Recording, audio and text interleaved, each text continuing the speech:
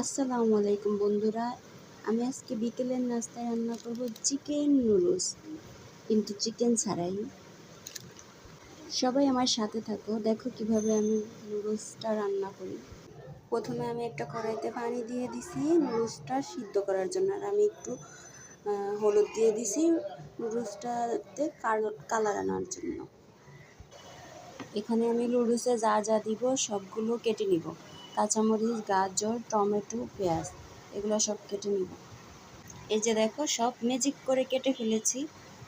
আর এদিকে দেখো আমার ছেলে পুরা এখান থেকে গড়াইতে গড়াইতে ওই মাথায় চলে গেছে, আরেকটু হলে কিন্তু পড়েই যাবে।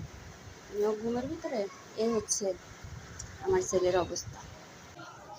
দেখো এদিকে নুডলসটা সিদ্ধ করতে দিয়ে দিচ্ছি। দেখো এখন আমি নুডলস রান্না শুরু করে দিলাম। এখন এবার ভিতরে তেল দিয়ে দিব।